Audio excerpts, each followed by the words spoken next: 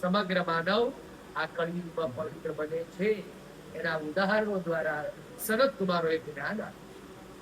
એ સનત કુમારોના ચરણોમાં પણ આપણે વંદન કરીએ.